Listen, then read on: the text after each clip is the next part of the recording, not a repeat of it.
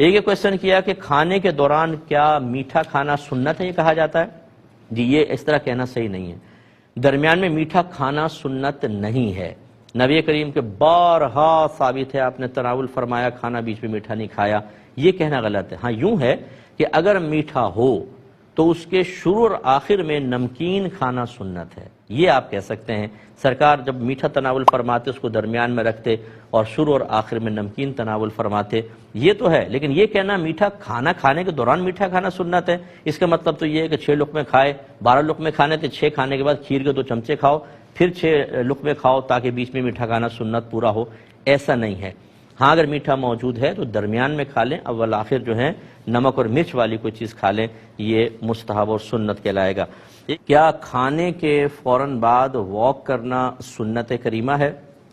تو یہ ایسی کوئی سنت ثابت نہیں ہے کہ نبی کریم صلی اللہ علیہ وسلم نے کھانا کھا کے واک فرمائی، اور صحیح بات یہ ہے کہ انہیں واک کی حاجت نہیں تھی اس کھانے کو ہضم کرنے کے لیے، کیونکہ کھانا ہی اتنا قلیل سرکار تناول فرماتے تھے کہ وہ تو بیٹھے بیٹھے ہی ہضم ہو جاتا تھا، اس کے لیے کیا واک کریں گے میرے آقا صلی اللہ علیہ وسلم۔ اور ویسے میرے آقا صلی اللہ علیہ وسلم اکثر پیدل سفر فرماتے تھے، جیسے دور نہیں جانا تو علاقے میں پیدل ہی آپ چلتے تھے۔ تو ویسے بھی میڈیکلی پوائنٹ آف ویو سے اگر آپ دیکھیں تو ڈاکٹرز کھانے کے فوراً بعد واک کرنے کو منع کرتے ہیں، اور اکثر میرے آقا صلی اللہ علیہ وسلم کے اعمال و افعال اور آپ کی سنن کا اگر تجزیہ کیا جائے، اسے موجودہ جو میڈیکلی ریسرچ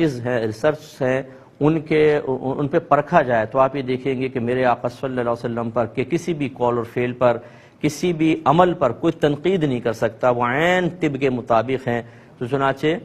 یہ ویسے بھی جب ڈاکٹرز منع کرتے ہیں کہ کھانے کے بعد واک کرنا منع ہے، تو اس کا مطلب یقین ہے کہ سنت سے بھی چیز ثابت نہیں ہوگی انشاءاللہ، کیونکہ نبی کریم صلی اللہ علیہ وسلم کا کوئی بھی عمل ایسا نہیں تھا جو میڈیکلی پوائنٹ آف ویو سے بھی ہمارے لیے نقصان کا باعث